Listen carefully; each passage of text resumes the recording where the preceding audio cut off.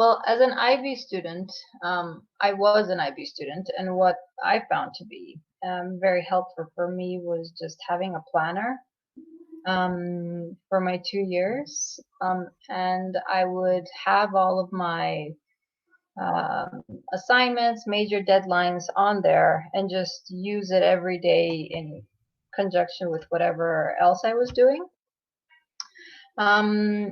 And then focusing on spreading assignments out. So one of the biggest problems with keeping up with stuff in the IB is when everything starts to pile up.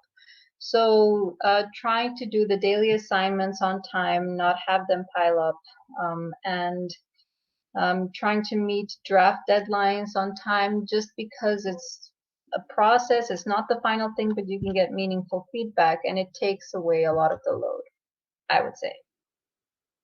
So first of all, I would respect all the deadlines. Yes. That's the most important part in IB program. And actually that's why we have those deadlines, the school deadlines, because the teachers would be able after the deadlines to give you feedback before the final deadlines. Moreover, one important thing is to start, if you can, to start the internal assessment during the first year of the program, not leave it for the last few weeks before the deadline. So that's pretty much how I would organize the time. One of my exam preparation tips would definitely be to plan a schedule and to be organized. And in planning your schedule, you need to give each subject its right amount of time, right? Because not every subject will require the same prep time, and you know which subjects you need to focus on the most. So do that, prioritize your weak areas, right? Make sure that you know where you stand on the learning continuum for that subject, and do not change your schedule frequently. Right? So that you provide some stability and pacing and regularity, and you habituate yourself, because we are, after all, creatures of habit. You habituate yourself into those study blocks that you would determine as part of your plan. Realistically, I would say I would organize my time so that I was making a real-time commitment to the program every single day, and that would include weekends. Such that really the amount of time I'm giving was something I could commit to over the long period. I don't think any IB student should expect to give up their life to the program. But the amount of work that you prepare yourself for should be kind of proportional to the amount of success that you want to have in the program. So about 2 hours on weekdays, and perhaps something similar to that, at least on weekends. And that would be really focused time. And I would like to stress that there's a difference between, I've got two modes. I can study and be focused for 2 hours, or I can do half an hour's work in 2 hours if I try really hard. Well, I think organization and time management is key for any student, but in particular for an IB student. So procrastinating, for example, and leaving things till the last moment might not be the best choice. So I think you should dedicate several hours per subject, right, as major assignments come up, so that you have a structured week and you know what is ahead of you. Also in the IB, I think, given that it's a 2-year program and there are some major deadlines to be abided by, not just in school internal deadlines, but also the IB external deadlines, which are an absolute must and non-negotiable.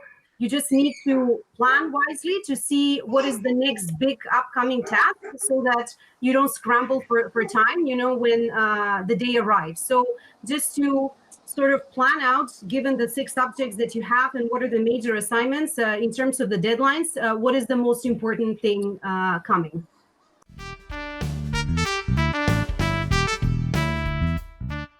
It depends on the profile of the student. In terms of difficulty of the subjects, challenge of the subjects is the same. The same marking schemes, the same expectations applied to certificate or course candidates and diploma candidates. The difference is the core, TOK, extended essay, and CAS. So what the diploma program asks for is an extra step in that, showing that a student has the individual drive to complete something outside of their academic interests. So if a student is interested in a particular discipline and they're focused on doing well on their classes, then the IB certificate program is an excellent program to challenge themselves with. However, if a student wants a holistic program and they want to really make interdisciplinary links, then the diploma program is a great fit for that. I think it's good because not all of the students have at the starting the IB learner profile. So those students who are IB certificates, they can take the IB certificate for the subject without CAS, without TOK, without extended CAS. So I think those students, we should give a chance also to be included in the IB program, but not completely. So I think that's a good practice to have a full IB diploma and IB certificates. The idea behind a diploma program is to provide some additional quality in the sense of the whole being more than the sum of its parts, where the parts would represent the individual subjects for which you would be getting subject course certificates upon completing the externally set exams and the internal assessments.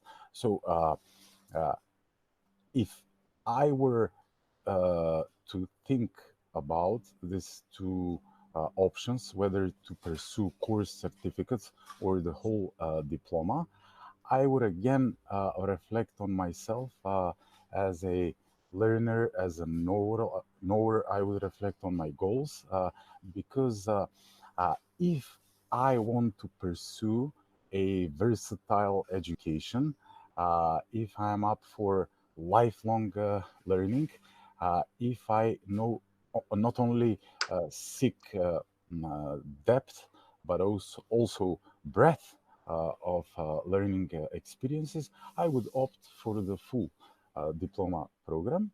However, if I wanted to pursue some specialization, if I have already made up my mind, right, concerning the future of my education, then I might opt for course certificates, because I want to study, for example, engineering, and I feel that I need to specialize, to already put myself on the specialization track in high school, and then continue with a single or a double major that corresponds to those one or two higher level courses that I would be taking as part of my IB program. I'll begin by assuming actually that you're talking about utility in terms of college applications rather than holistically.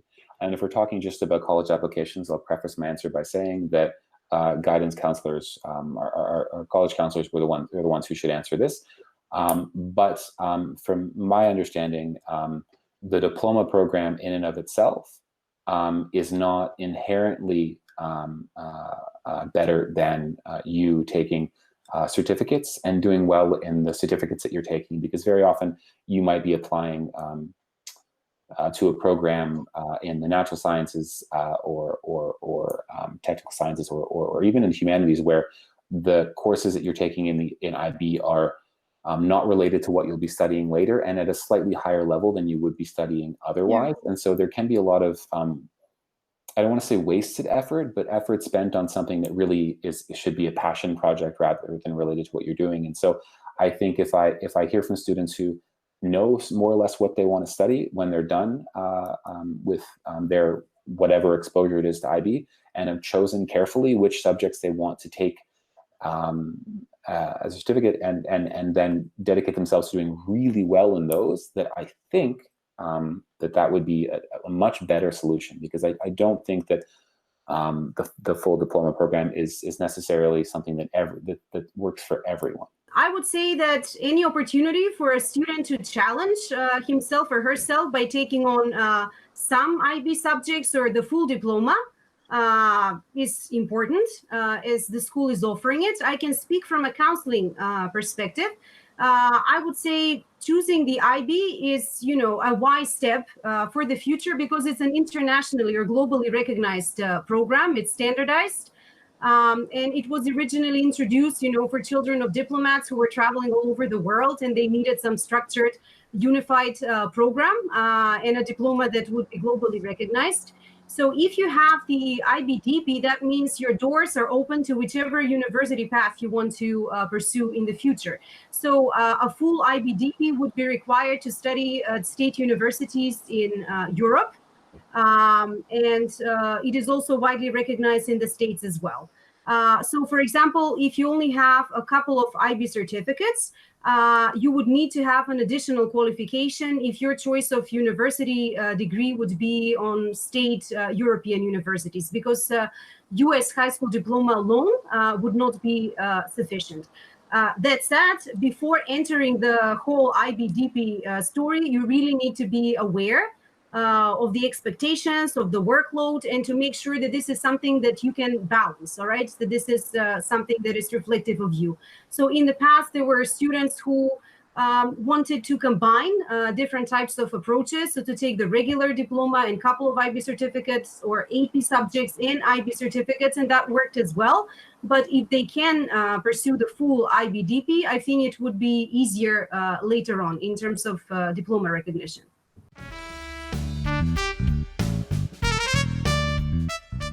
For students that want to truly challenge themselves in a particular area, or if they want to add in another natural science or social science, and that might be a great way to take on more. However, the focus of the diploma program is that students do well on that core program. So if it's something that takes away from their other subjects, I wouldn't recommend students taking it. On the other hand, it is quite difficult to schedule because there's an overlap with so many subjects, and the schedule is designed to have 6 subjects. So I would say the 7th subject isn't as essential as doing well on the the original 6. I think it would be overwhelming for the students taking the 7th subject, but I also know on the other side that a lot of university requires, for example, to have the 3 subjects in science, yes, chemistry, physics, and biology for those who are planning to go to further academic achievements for medicine. So that's why I think for those students it is recommended to have the 7th one.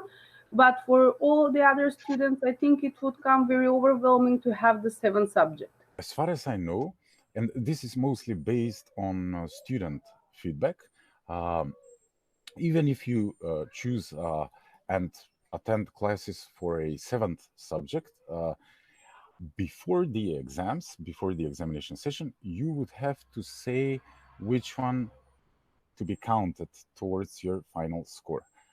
So you would, in the end, have to again make a choice, make up your mind. So I would here focus on the intentions or the state of mind when making that choice. If the intention is to have a contingency plan in the 7th subject, so that if studying and learning doesn't go very well in the 6th subject, you have an alternative that you can switch on as a safety net, as a fail-safe mechanism.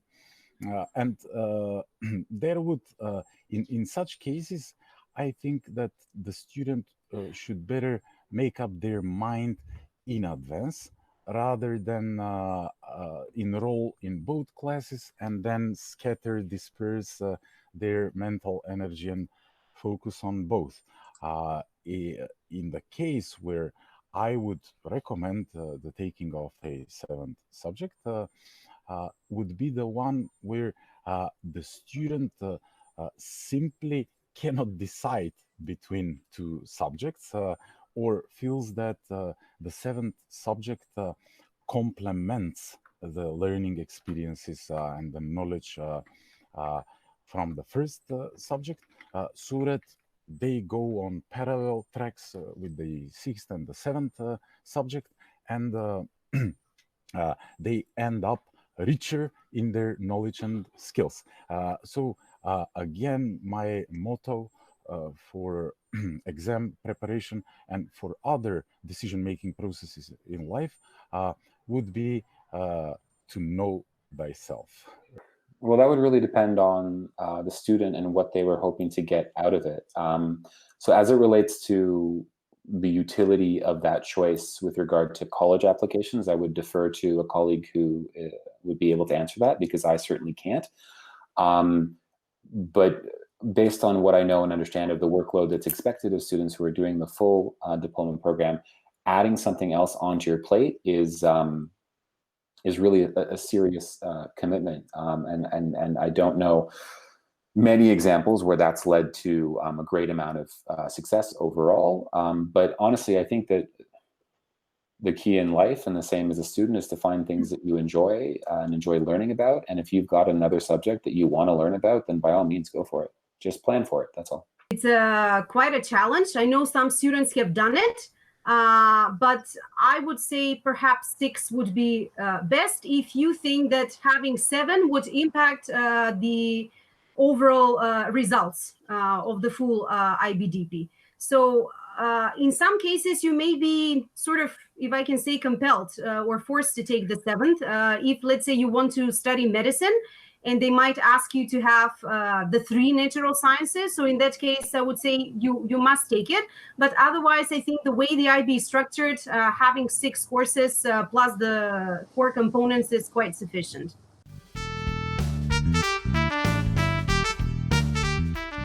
I think that the reflections actually explain how you have worked, and they're very important. And they're very important for self-evaluation. So writing the reflection, you would know where you are at the moment and what you need to do to improve yourself. That's why those reflections are very important, and they must be for the, I would prefer to have reflections for internal assessment, extended essay, as well as for a group 4 project. So those reflections tell the student where they are. So, and according to the reflection, the student can make a self-evaluation. So that's why they're very important. Reflections are super important in the IB program for 2 reasons. The first reason is because it's a way for the school and the IB to ensure that there is academic honesty.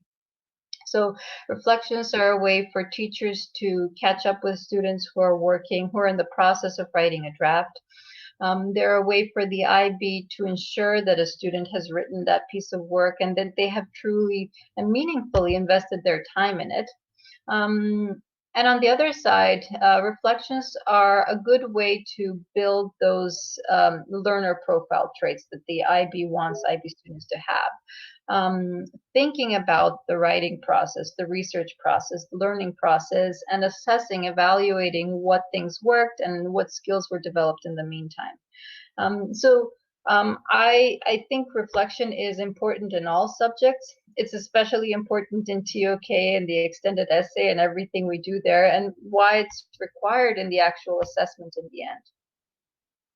In order to get to the stage of reflection, you first need to go through the stage of inquiry, right, of investigation, of exploration. Then you need to act upon what you have researched, what you have explored, and reflection comes as the cherry on top of the cake. Reflection is not only important for educational purposes, but it is also important for self-education, for self-cultivation, for a sort of self-paideia, because it engages the metacognitive domain, where the student thinks about their own thoughts, or the student thinks about their own feelings, right, in a meta-affective or metacognitive state. So the importance, the significance of reflection, right, literally casting a light onto the object of study, onto the object of inquiry, in order to derive conclusions about the best practices, about the limitations, the constraints, right, and the opportunities that were presented in that inquiry that we've acted upon. So I believe that reflection should become a person's second nature, because that's how we become aware of what we have experienced.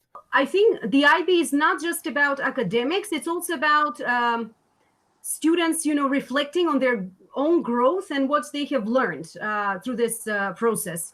And it's a 2-year program. And I think the whole philosophy of the IB is actually for you to evolve and to grow and to learn and to reflect on your realizations at the end of this journey. It's a very student-centered approach. And because the students are encouraged to be these, curious and inquisitive risk takers, they also need to reflect on their journey as well and to see how far they've got. So in that sense, I think the capacity for self-reflection is also very important. So developing that attitude of self-awareness and also self-criticism as well, which would serve them later in life too.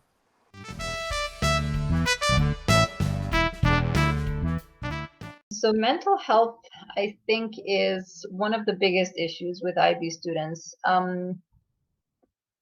I would say that the meme culture that surrounds the IB program definitely plays a role, because you read about posts of students not getting any sleep and being overworked in the program. So I think a lot of students go into the program thinking that it will be like that. And then they find a different picture at different times of the year. So there's times in the program where there aren't any internal assessments, where students are doing coursework and things are doing great. And then there are times when a lot of things add up. So in terms of dealing with mental health, I think it's very important that students communicate with their teachers, share what they're going through if they're struggling. And it's important that they do this on time before the last date, so that there is time to react and talk to a student and try to get over that situation collectively. This is also where the reflections come in. So reflections can also play a very positive role in a student's reassessing of their mental health, seeing what their biggest challenges were and what they need to work on and how they can overcome these difficulties. Because the program is meant to prepare students for university. So a lot of the things that they do is what will be expected of them further on. So it's a way for them to see what their strengths are and what their weaknesses are and what they need to develop in those 2 years. I would turn to the centuries old practice of mental self-therapy, either using whatever works for the student, either by reading philosophy, and I'm biased here, philosophy as a self-therapy, right? Because it is not only the ideas that are being discussed and the way they're discussed, the philosophical way of exploring issues, but it's also the language and the language constructs. And I believe that this neuro-linguistic programming technique and neuro-linguistic programming practices do rely on well-articulated language constructs that really tone down the mental overload and seem to be speaking to a person's soul, so to say. Okay, so I think that a lot of the stress that comes to students who are studying in the IB DP program, it has to do with expectations that students place on themselves or perhaps have placed on them from people in their families or in their social networks. And a lot of that pressure that's placed on students is kind of pressure that happens in the absence of any knowledge of really how grading works in the IBDP. And so students might feel pressure to get a grade that is really quite out of reach or perhaps unrealistic to expect of someone at that stage or for the amount of work they've demonstrated so far. So I really hope that, and this will be something I want to work on going forward at the school, is to help students when they enter the program really get a sense of what's possible from where you're starting. And if you're looking to get to the best possible results, then what you have to start doing as early as possible so that you don't wind up, in grade 12 and cynical and generally unhappy. So I think it's essential, and it really comes down to how much support students can feel coming from the people who care about them, about that everything they do, as long as they're trying, is good. And so the results orientation of the IB is something I think we could all work on thinking about.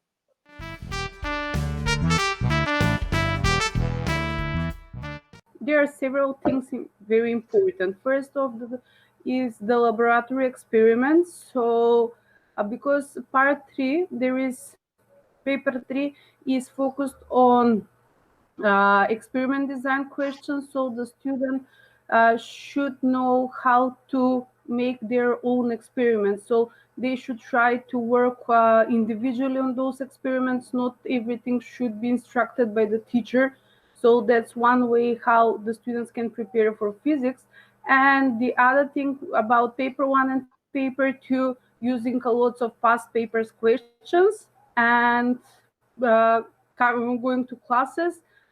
That's pretty much. Since there is no final exam in TOK, students are upfront, let's say, alleviated from the stress of instrumentally preparing for a final exam.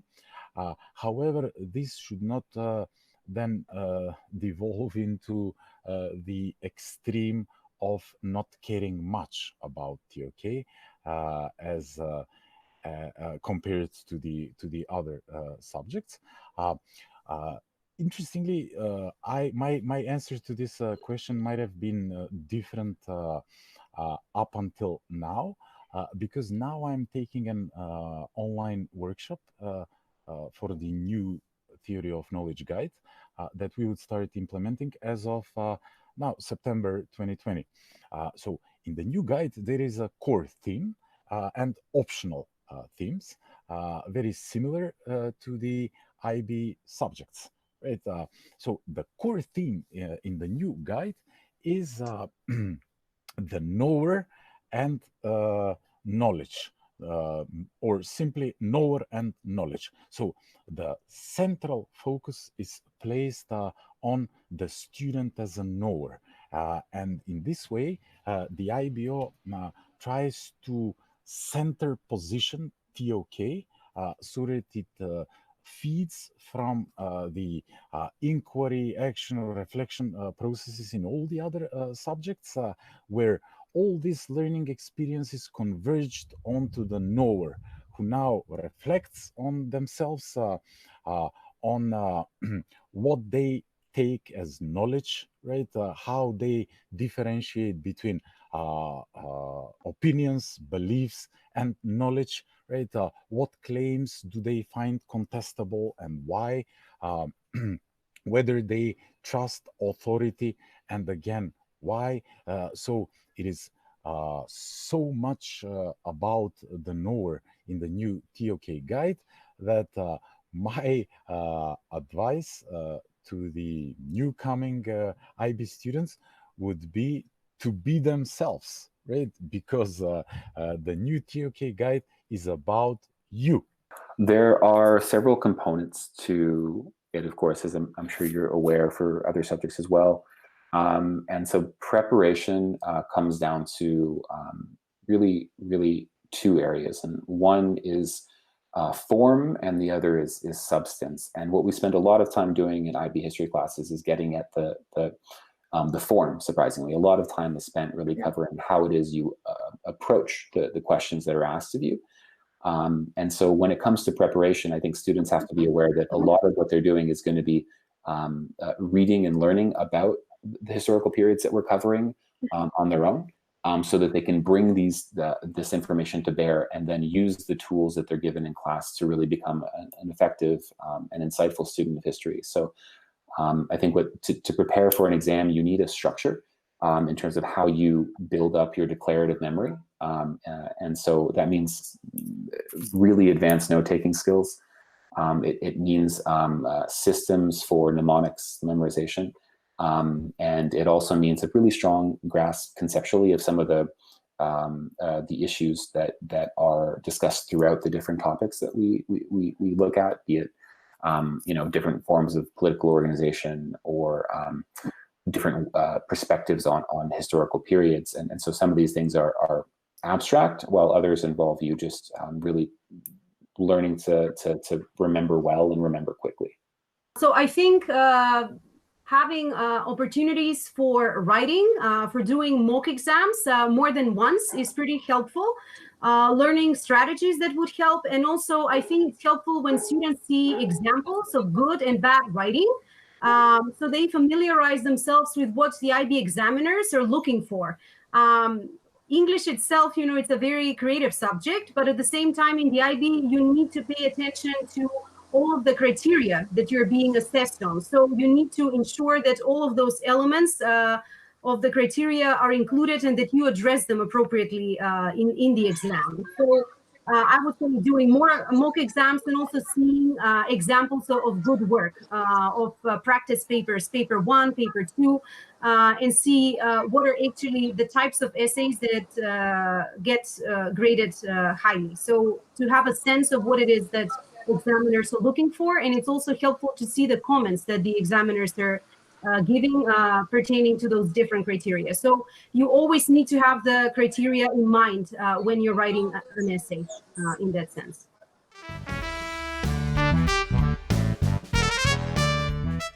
HL subjects are meant to be taken by students who are truly interested in that subject. First of all, they have more teaching hours, so it's 240 instructional hours that have to be met for a higher level subject versus the 150 for a standard level subject. And it's a way for students to show what their specific interests are.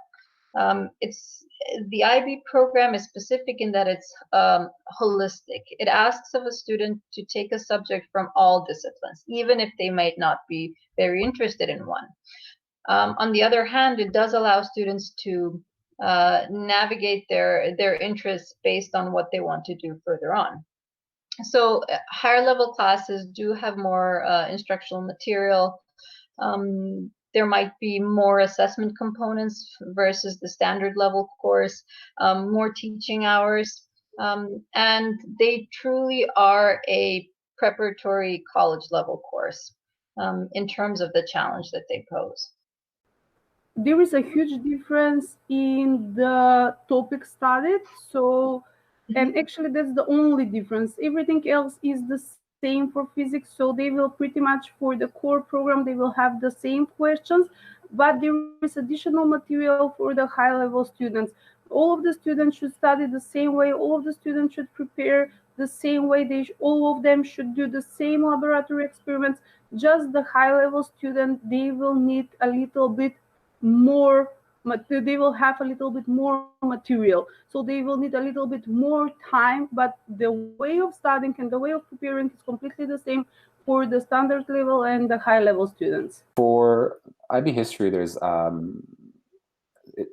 the difference is not quite the same as it is for other subjects, in that the kinds of cognitive tasks that are asked, the skills and the level of mastery isn't actually different between what we do for instance, our paper 2 exam and the paper 3 exam for high level students. The difference is the amount of content that's covered, the breadth. Yeah. And so there is an astonishing amount that students are expected to really understand and be able to work with to become a high-level history student. But the nuts and bolts of it, the pieces that make up the world of higher level are intrinsically no different from what's in standard level. It's really a time commitment rather than an extra intellectual demand. So in this respect, I think deciding on the level should be a combination of two factors. One would be your natural strengths and talents. So you should really play on your strengths and utilize them. So in whichever areas you think you're likely to do well. So it's a combination of your interests, but also the second factor would be what might be required on the university's end in regards to high level and standard level subjects. So while this is not so much the case with the universities in the US, when it comes to Europe, especially for universities in the UK, the Netherlands, Germany, that issue conditional offers to students, for a great number of the programs, the entry criteria outline not just the composite IBDP score, but they want to see students taking very specific subjects on a specific level for that particular program that you're applying for. So as a rule of thumb, for example, if you decide to apply for medicine, you would be expected to have biology and chemistry on high level. If you're applying for engineering, for example, math high level and physics high level would be prerequisites. So you also need to do a little bit of research in terms of where it is that you're planning on applying when considering what subjects to take on high level. So it's a combination of which subjects you're naturally good at and also what you might need when it comes to university studies.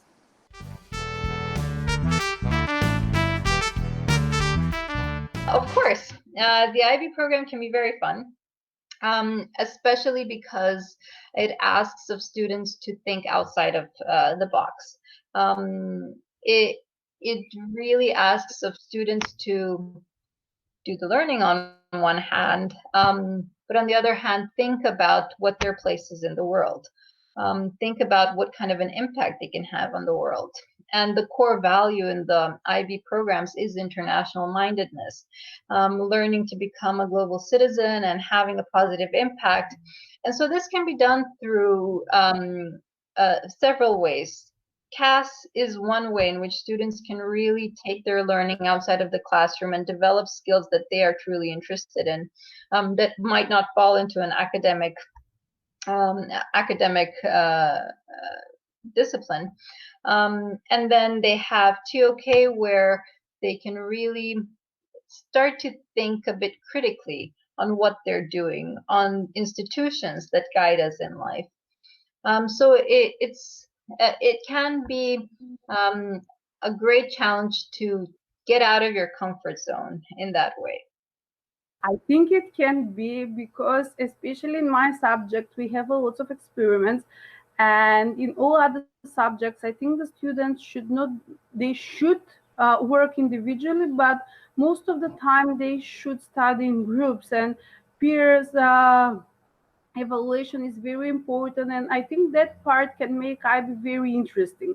So the inquiry-based learning, the hands-on experiments, and the collaborative work makes the IB program very interesting and can be fun. I really believe that Yes, I also be fun. Of course, by all means, and for making the IB program more entertaining, the role of the teacher, right? The role of the teachers, the role of the perhaps administrators, and the entire school community is important because it is all about organizing learning experiences, organizing activities, and these are, of course, social activities that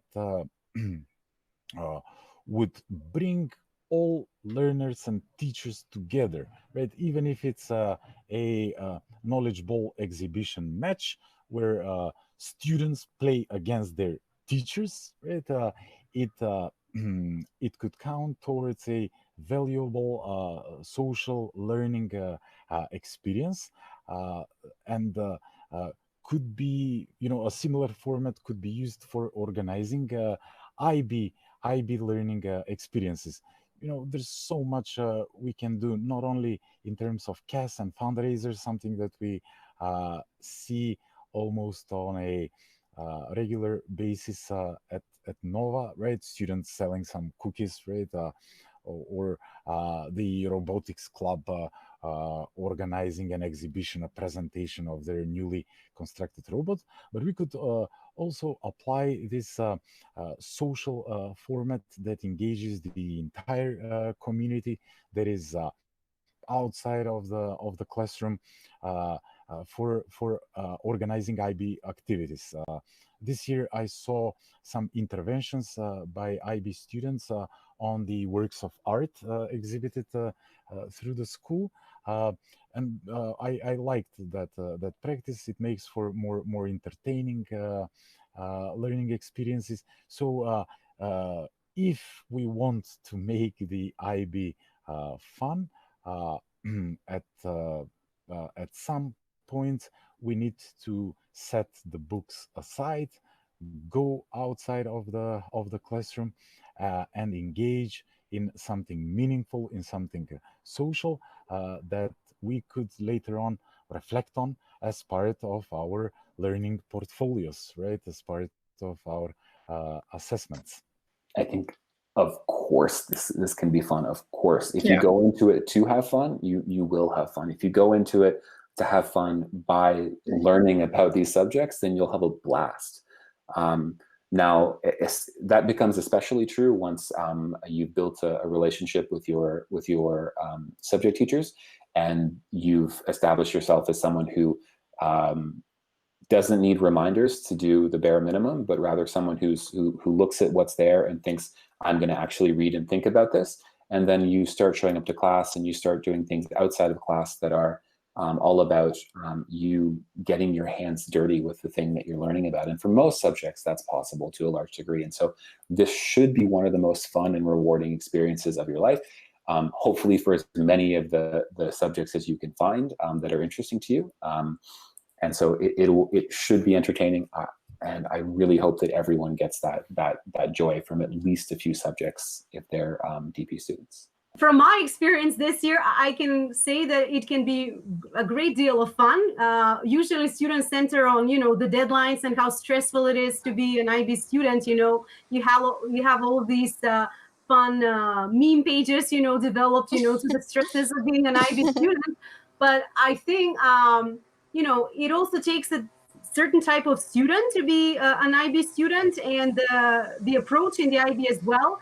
I think encourages a great deal of creativity, originality, and the way, teachers structure assignments, they can really make it a memorable and fun experience for the students as well. I mean, I, as a teacher, was enjoying myself greatly this year with many of the assignments, and I'm hopeful that it was the same for students as well, because, if you take that student-centered approach and allow them to do research and to voice their own perspectives, I think they can really thrive and to look fondly back on the program. So not just the stresses, but also the fun part, also the interdisciplinarity of it and the opportunity to build connections between subjects. So it can be fun, yes.